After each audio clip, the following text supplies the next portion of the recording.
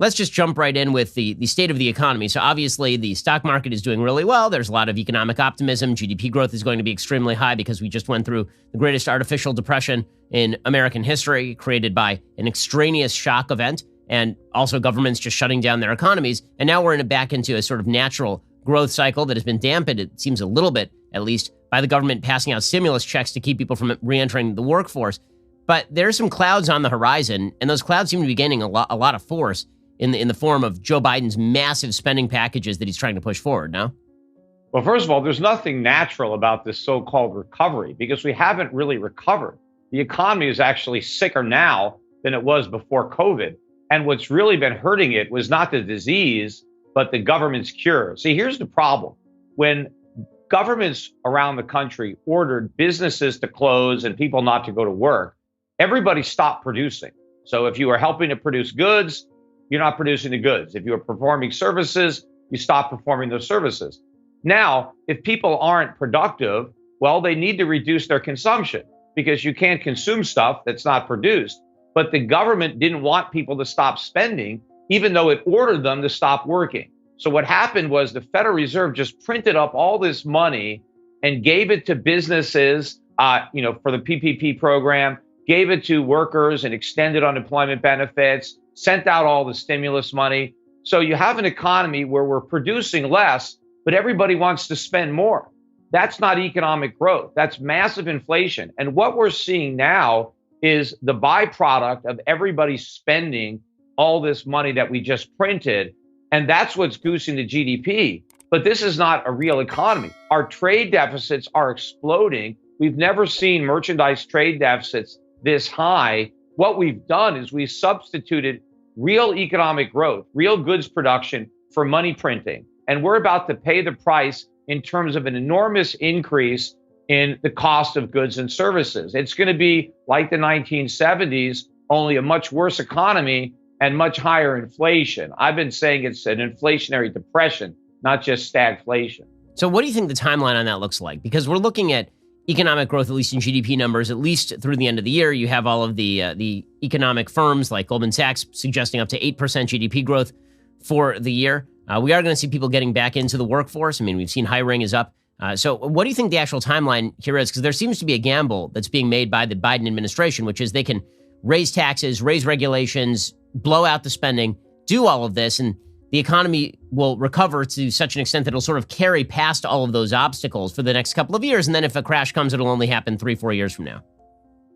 Well, actually, all this government spending is inhibiting an actual recovery from taking place, because whenever the government spends money, it has to deprive the free market of those resources, right? It's not the taxation that's the problem. It is the spending.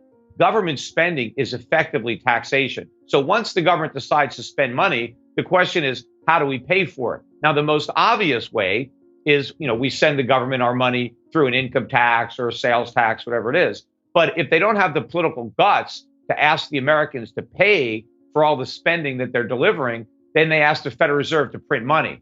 But that doesn't mean we get the government for free. It just means the government is robbing us of the purchasing power of our money. And that's what's happening. The government is creating money, putting it into the economy, giving it to people to spend. These people are bidding up prices. And that's what's driving the GDP. It's higher prices and more spending as we are producing less, right? That's why you see this enormous trade deficits. But I get all these stories from people that email me, and I experience it myself.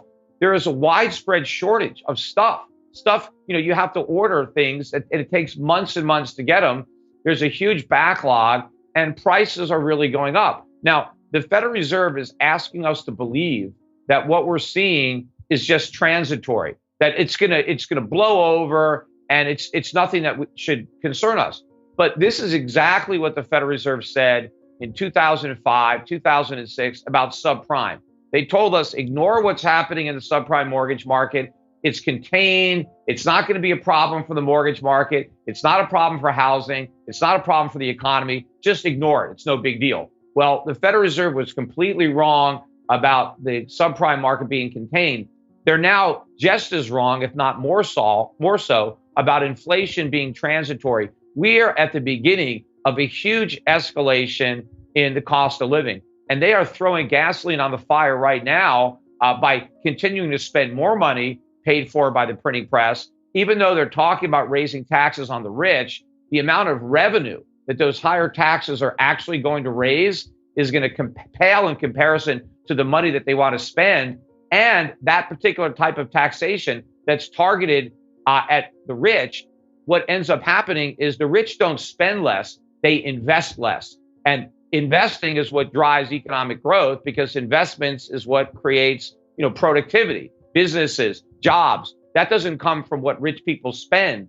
It comes from what rich people don't spend. But if the government takes that money, instead, it depresses the economy. So we're going to depress the economy at the same time we're printing up a bunch of money. And the government has created such a perverse incentive.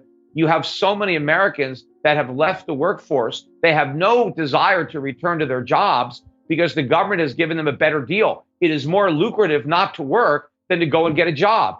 And of course, it's far more enjoyable to have a vacation and get paid more than you would get if you returned to work. So the government is paying people not to produce and then giving them money to buy the stuff that they didn't produce. This is going to be an inflationary apocalypse.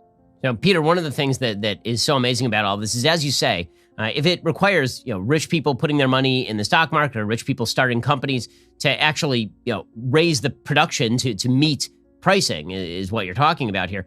And then you have on the other end, the Biden administration saying they're going to tax capital gains at exorbitant rates. I mean, it's basically saying to the rich, you have no place to put your money. Like there's no place to put your money. You can't put your money in real estate because it's a bubble. You can't put your money in the stock market because you're going to get taxed on capital gains at some crazy rate. And so rich people are going to, people wonder where Bitcoin is coming from. People are literally just looking for a place to put their money where it's not going to be removed from them. And that may be a bubble or it may not be a bubble given what the governments are doing right now. I know you're not a huge Bitcoin fan.